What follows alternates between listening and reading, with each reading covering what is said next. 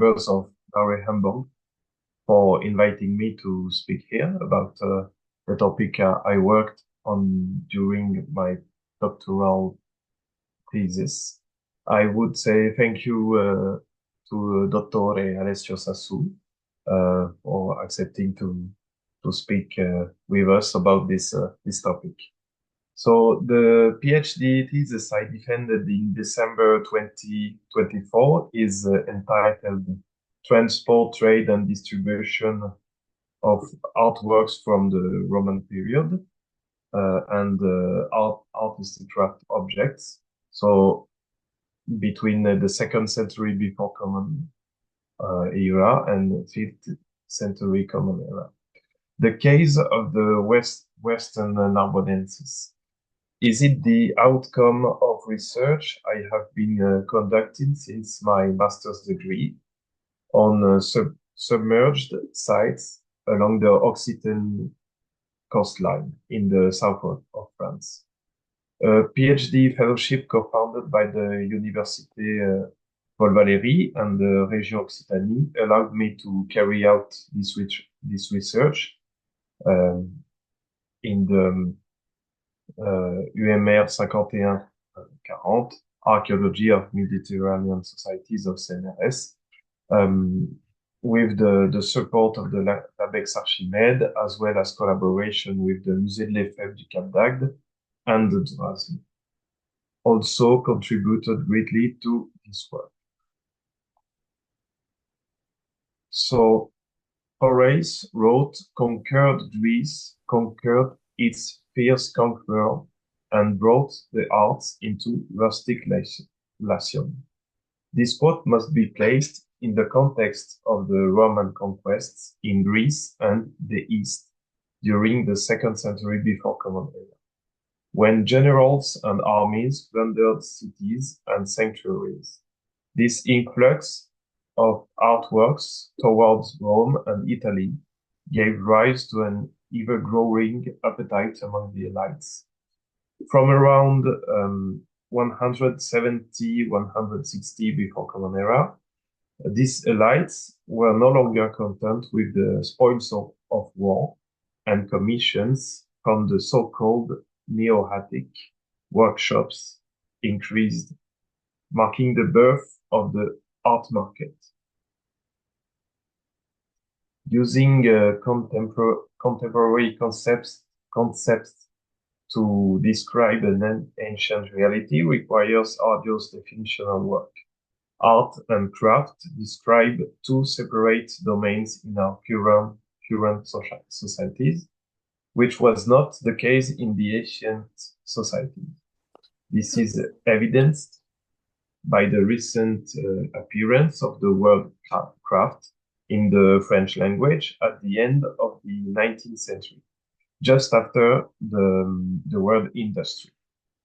The word artisan, for its part, is older, emerging in the 16th century, borrowed from the Italian artigiano, and describes a person who practices manual art or trade, deriving from arte, meaning art. While this definition remains close to that of artist, the distinction between the two terms emerged in the middle of the same century. To move beyond this semantic ambiguity, we must return to the Latin root of the words craft, artisan, artist, translated as art, like ars. It should first be noted that the word ars covers several meanings and that this polysemy evolved over time, particularly through contact with its Greece equivalent techne in the 3rd century before Common Era. The two words share certain meanings: skill, technical, ability, trade. But each also carries its own specific senses. Those specific to ars relate to an individual capacity, like a talent. Their qualities, ways of being, manners of acting, a line of conduct followed, or a rule of action applied.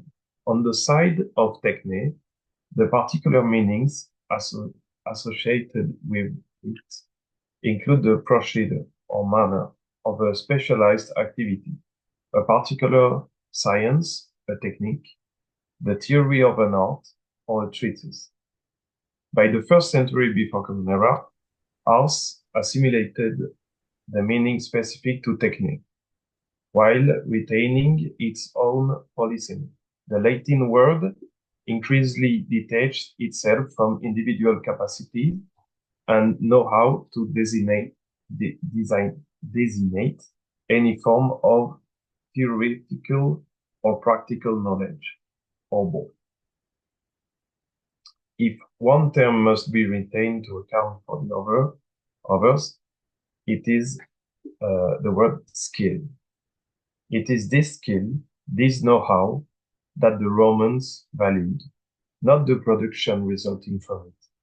The craftsman is the vector of an horse, applying it to a material support. The support itself does not receive the praise bestowed upon the know-how horse rather than artificium. The word artificium appears in the Ciceronian period. It attests to the need among Latin speakers to characterize the work of the artifex and to distinguish it from ars, which was used across various domains.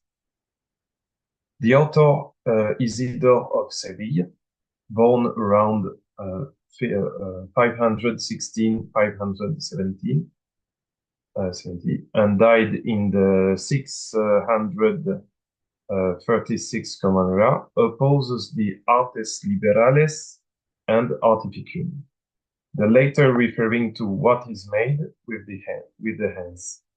The specialist, endowed with skill and know-how, acts upon matter, from which results a work, an opus. This does not correspond to a definition similar to what we understand today. It holds no particular status within craft productions, as our artworks do, given the difficulties in grasping the distinctions between these different ancient concepts. It is impossible to define art, the artist, and the artwork using these notions alone. It is therefore through a controlled anachronism that the question must be approached, where the contemporary researcher interrogates the past while remaining conscious of their inevitable biases and of themes that the Roman did not even conceptualize. In other words, what we'll indistinctly call an artwork or art object results from a reflection combining ancient and contemporary concepts, while exposing the biases undergone as well as the methodological choices made, in order to remain consistent in our approach to the circulation of artworks from the Roman period. Consequently, considering the artwork as the product of a craft activity, it is necessary to recall what a craft product is: a finished material good intended for trade. Three criteria are to be retained from this definition: materiality, the finished state of the object, and the commercialization of the product. What distinguishes for us the artwork from other craft products is that it results from a specialized skill, an ars, which constitutes its principal added value. Its primary function, therefore, lies in artistic expression, communication, aesthetic pleasure, and economy and social valorization. It may have a utilitarian function in a particular context or on special occasions, but it is not necessarily intended for practical and/or everyday use.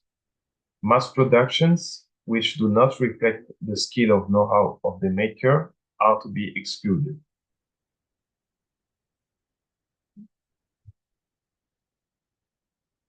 The geographical area retained is that of Western Narbonensis, composed of the civitates of Ruskino, Carcassum, Tolosa, Baetera, Luteva, and Nemosus. As for the historical context, we have retained the period spanning from the 2nd century before Common Era to the 5th century Common Era. The upper boundary corresponds to the Roman conquest of southern Gaul and the massive influx of Greek artworks into Italy. The lower boundary for its part, corresponds to the change in economic and commercial organization resulting from the upheavals that brought about profound transformation and the disappearance of the Western Roman Empire.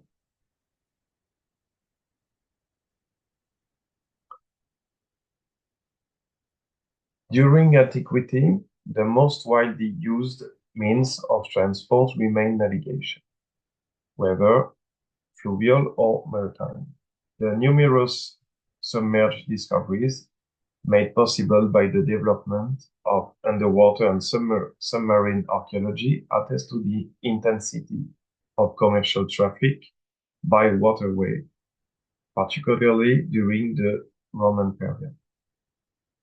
The beginnings of the discipline are moreover closely linked to the transport of artworks, since the first operations in the early 20th century were carried out on shipwrecks that had revealed cargoes of artworks. In the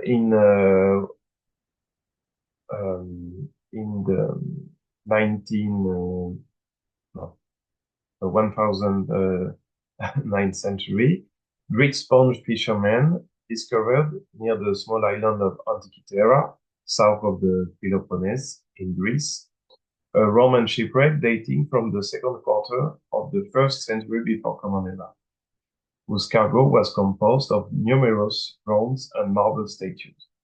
Several recovery operations were then carried out by divers of the Hellenic Navy.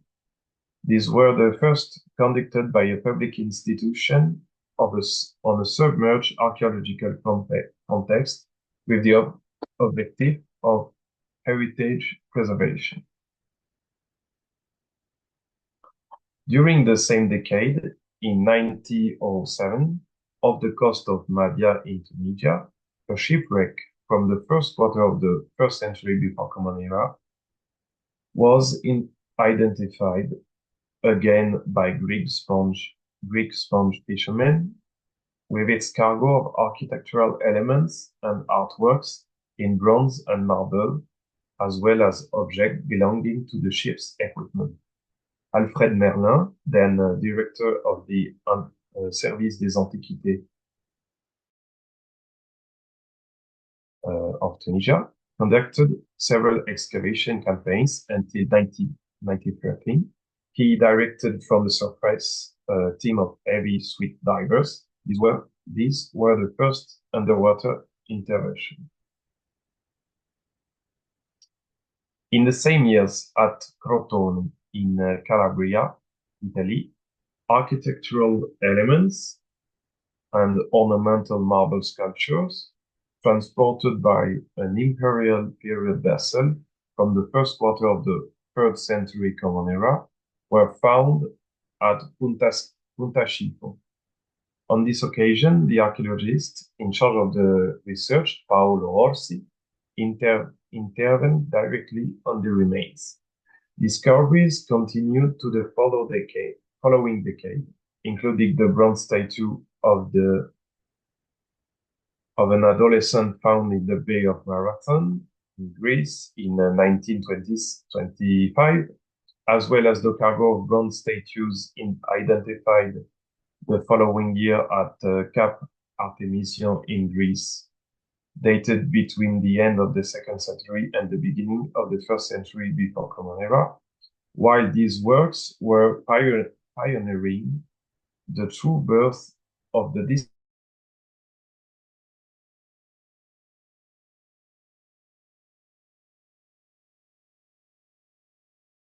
and then the demand valve regulator in 1946 by Commandant Jacques-Yves Cousteau and the engineer Émile Gallé.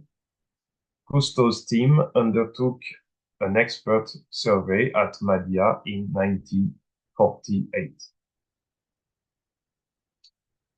In France, the wreck Formixé, discovered in the Gulf of Juin, between Cannes and Antibes in 1918, contained a cargo composed of Italic wine, amphora, and Hellenistic bronzes, bed components, tableware, and the candelabrum.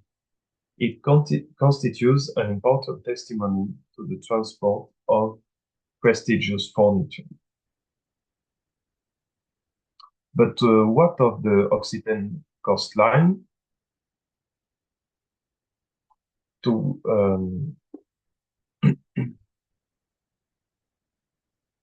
We sought to determine the state in which the selected artworks were at the time of transport, where they knew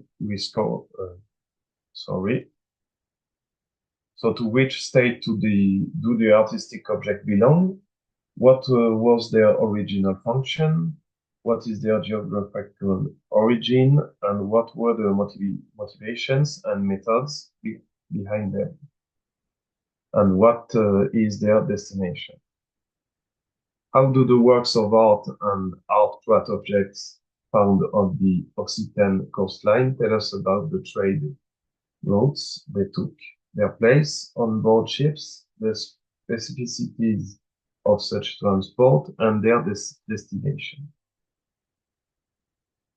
So in order to answer this research question, we took into account all artwork defined by the criteria outlined above, recovered from underwater and submarine excavations and salvage operation along the Occitan coastline. The consultation of documentary collections and the study of the objects themselves constitute a crucial step in the composition of this study corpus. This resulted in a catalogue of 22 entries distributed across 6 sectors: Port-Vendre, Gruissant, Agde, Marseille-7, Frontignan, and Le Gros-du-Roi.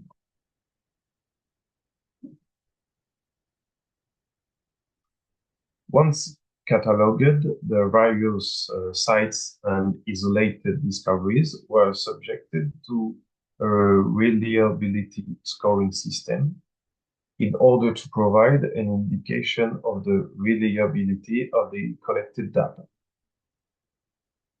The productions of maps representing hypothetically itineraries also made it possible to obtain a global vision, including the geographical origin of the transported goods, of the final voyages of certain vessels in the corpus. Finally, a search of comprehenda across the entire Mediterranean basin, as well as within terrestrial sites, constituted the ultimate step of our research.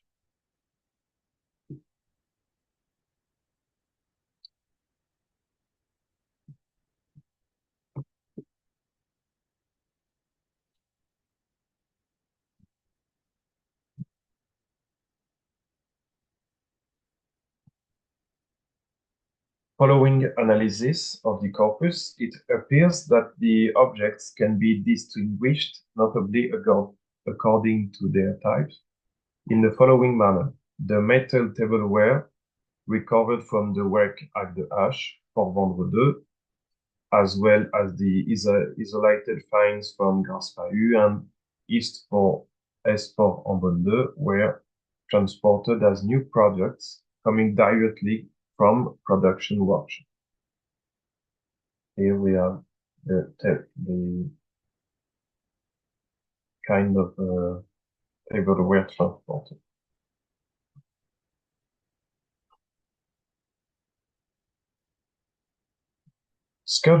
Sculptures, on the other hand, as well as fixed decorative elements, such as the mosaic emblema, appear to be predominantly recovered pieces. We refer here in particular to the elements found at Riche d'une 4, traces of removal visible beneath the feet of the statues, and the Plage de la Corniche 2, traces visible behind the hermetic bust. We have also the effet d'Agde, with the left arm repaired, to cite only this example.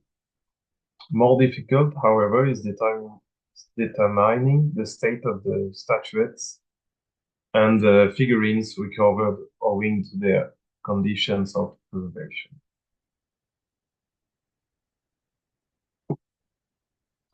Finally, the Rex Mattei-A and For Vendre 9.4, both dated to the 5th century Common Era, were transporting obsolete artworks whose principal value henceforth resided in the material of which they were composed. While the bronzes of Mattei-A were most likely destined for remelting, the sculptural elements for Vendre 9.4 derived from the destruction of Narbonnese monuments, were in turn intended to feed lime kilns. The great majority of the artworks in our corpus originate from Italy, and above all from the region of Latium and Campania. The route taken by these objects from the Tyrrhenian ports of the center and south of the peninsula follows the Etruscan coast, present-day Tuscany, facing Cape Corsica before reaching the Yare Island, and then following the coastline as far as Narbonne. The Hispanic route, for its part, was followed with certainty only by the vessel Rieu 1, whose modest lot of bronzes more closely resembles cheap trade goods of material destined for remelting than a genuine cargo of artworks.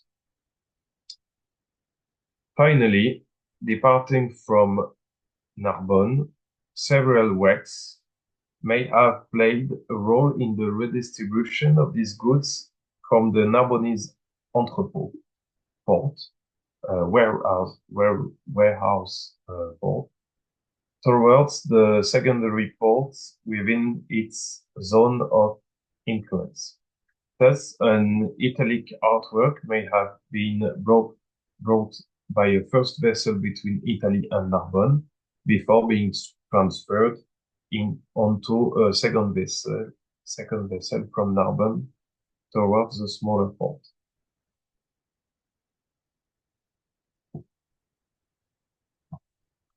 These transport of artworks may have been an institutional or commercial motivations. The Victory Wing recovered from the River Hérault, or the famous statue head possibly representing Antonia Minor, may have been transported at the instigation of an individual or a community for institutional reasons. However, the majority of the other artworks appear to have been transported for commercial reasons. Nevertheless, they do not constitute the very purpose of the trip, but rather benefit from an existing journey or are integrated alongside other goods.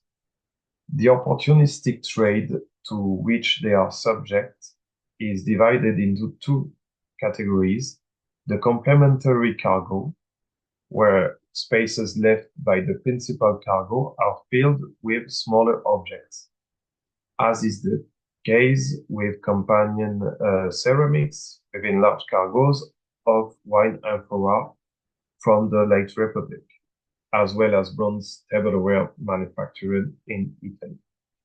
The other form of opportunistic trade is that of pacotille, a small quantity of goods that the captain or crew member or passenger may bring aboard to trade on their own account. While the archaeological attestation of this practice remains impossible, it is well documented in the ancient maritime world. The figurine from Ria 1, figurines from Ria 1, Port-Vendre 3, and other small objects may have been transported aboard in this commercial context. Redistribution trade, for its part, it's what I mentioned earlier in relation to vessels departing from Narbonne, Lac de Hache, Port-Vendre 2, and others may have been used for this type of commerce. Finally, commissions represent another commercial category, initiated by an individual for their own account. The wrecks Riche d'une 4 and 5, 4 and 5, may serve as examples. Their cargo is homogeneous to the vessel itself was likely not a great size.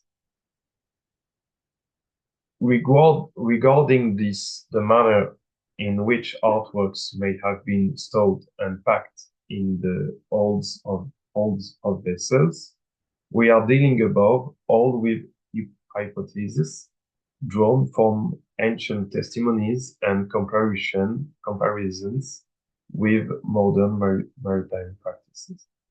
The use of crates for smaller objects was likely commonplace.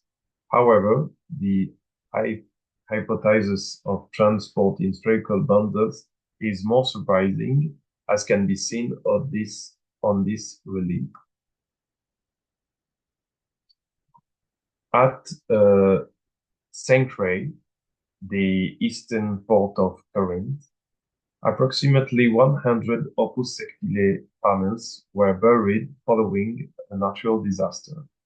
In 365 or 375 Common Era, while they were stored in an annex of the sanctuary of Isis. The accident leading to this burial allowed them to be recovered still packed in wooden crates.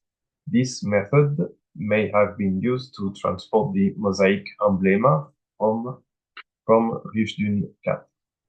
The question of the storage of large and medium-sized statues remains unanswered, despite several attempts. We have represented on this diagram the three principal hypotheses formulated by various researchers. Hypothesis A, in which the statues rest on orthogonal basis and are wedged using sacks of grain. Hypothesis B, in which the statues are laid on ball of straw and secured with ropes. And finally, hypothesis C, in which the statues are attached directly to the mast by means of ropes. These artworks were likely intended for contexts of use, such as the practice of the banquet, particularly in the case of tableware lighting in the case of lamp and candelabra. Private decoration for certain sculptures, and public decoration for those transported for institutional reasons. The figurines, for their part, may have been the object of a cult devoted to the deity they represent, or may have been dedicated to a funerary cult.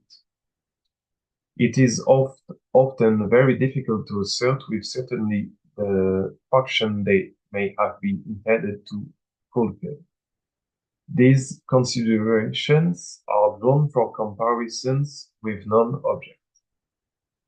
As for the price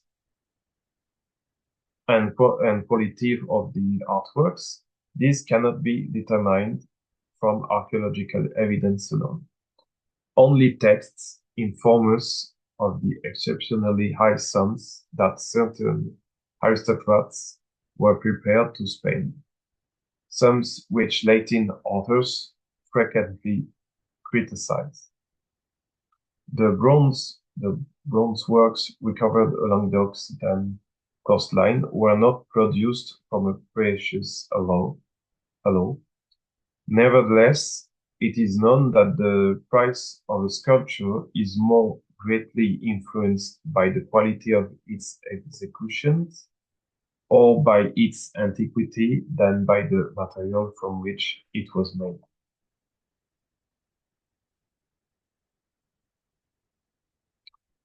The difficulties that slowed or prevented are a deeper investigation of certain aspects of this work were all a consequence of the quality of the data collected. While the first year was challenging due to repeated lockdowns, it was above all the manner in which these artworks, these beautiful objects, had been recovered that proved most problematic. Early excavations conducted without consideration of context, objects found out of context, looted and sold on the black market, and so forth. The study of a corpus, such as this one, is rendered difficult by highly partial data. Despite this, several results can be drawn from this work. A very significant representation of artworks originating from Italy, of new products and recovered pieces, the arrival of tableware shortly after the conquest, and of sculptures from 40 before Common Era onwards.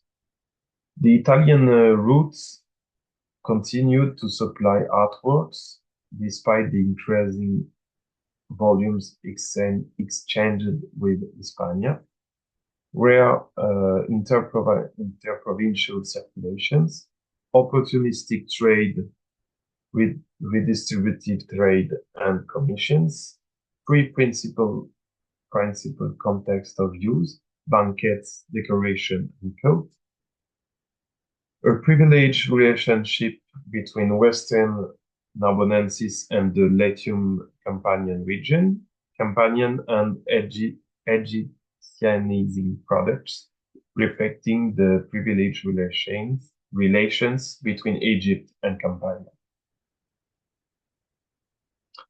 The analysis of the frequency of datings across artworks recovered through the entire Mediterranean basin reveals a significant circulation of artworks from the 2nd century before Common Era through the 2nd century Common Era, followed by a slowdown and an increase in evidence for the transport of obsolete artworks destined for recycling in the 4th and 5th centuries Common Era, a development to be linked to the economic and political upheavals of this period.